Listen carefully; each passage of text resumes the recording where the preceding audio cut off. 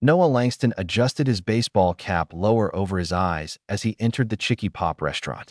The floor showed scuff marks that should have been mopped hours ago, and the serving counter had a thin film of grease. As founder and CEO, he had built Chicky Pop from a single food truck into a billion-dollar operation with over 500 locations across the country. But this Houston franchise had been showing troubling numbers for months. Just a 6-piece nugget meal with fries, please, Noah said, keeping his voice casual. The teenager behind the counter barely looked up from her phone, punching in the order without enthusiasm. No smile. No. Thank you for choosing Chicky Pop, the greeting that was supposed to be standard at every location. Strike 1. Noah chose a corner booth where he could observe the operation while remaining inconspicuous in his jeans and plain t-shirt. No one would recognize the 53-year-old man with 3-day stubble as the polished executive whose portrait hung in company headquarters. He carefully lifted the paper tray from the box. Underneath, partially hidden and clearly not meant to be seen by customers, was a small packaging slip, Value Poultry Distribution.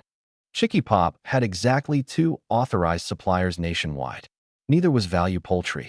Using unauthorized suppliers was grounds for immediate franchise termination. Noah called the restaurant directly. This is Noah Langston. I'd like to speak with Renee Polson immediately. He watched as the drive-thru worker hurried to the office, gesturing frantically. The manager's face paled as she took the phone. Then her eyes scanned the dining area until they landed on him. I'm in your restaurant right now, Renee. Table by the window. I'd like you to join me, please. Renee approached his table, plastering on a smile that didn't reach her eyes. How long have you been deceiving customers? Noah asked, activating his recorder. There must be some misunderstanding, Renee stammered. Supply chain issues. We had to improvise to keep the doors open. Our contract explicitly prohibits unauthorized suppliers. If you had supply problems, protocol is to contact headquarters. There's no record of such a call from this location. Noah stood. I'm taking these for testing and installing a quality assurance team here, starting tomorrow morning. At his hotel, the laboratory technician confirmed his suspicions. These are completely different products. Inferior quality chicken with nearly 40% more filler. They've attempted to mimic your seasoning profile, but it's a crude approximation. His VP Alicia texted urgent news. Renee's brother-in-law owns Value Poultry Distribution and Horizon Foods, a small poultry processor that lost its FDA certification last year for health violations. This wasn't just a mistake. It was deliberate, systematic fraud. The next morning, Noah returned disguised as a corporate inspector with clipboard in hand. Accessing the computer system, he discovered they were keeping 2 sets of books, official orders showing authorized suppliers, but actual deliveries all from Value Poultry. They were falsifying records, Alicia messaged. Value Poultry isn't just supplying this location. I've found connections to 5 Chicky Pop franchises in the Houston area, all showing normal orders in our system, but 0 actual deliveries from our suppliers. Noah interviewed employees throughout the day. Young worker Tasha revealed, the chicken comes in plain boxes, not the Chicky Pop ones I see in training videos. They made us sign non-disclosure agreements last week. James said people who asked questions got fired. Senior cook Dion, who'd been with Chicky Pop for 5 years, opened up when Noah revealed his true identity. We tried telling corporate multiple times. Carlos sent emails with photos. I called the employee hotline twice. Nothing ever happened.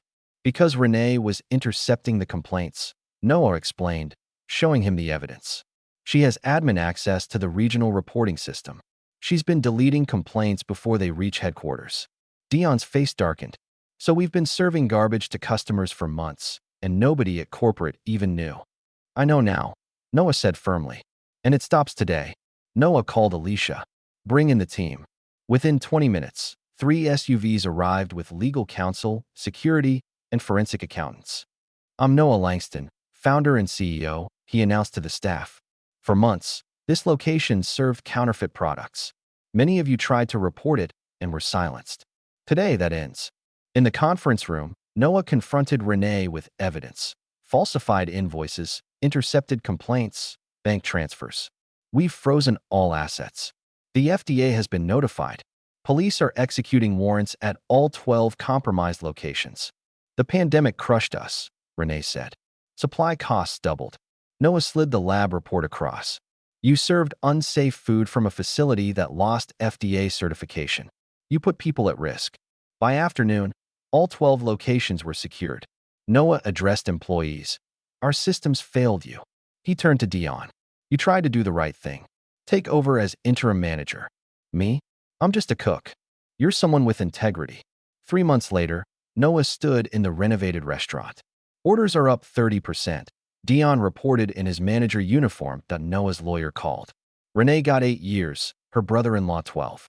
The others 3 to 6 years, plus full restitution. That evening, Noah unveiled a plaque. Integrity is our secret ingredient. This crisis taught us that quality is preserved by people who refuse to compromise their standards. As Noah drove away, he reflected on how one substandard nugget had transformed the company. The fraud had been a betrayal, but the response made Chicky Pop stronger. The biggest surprise wasn't finding that packaging slip. It was discovering that sometimes a crisis doesn't destroy what you've built. It reveals what it's truly made of.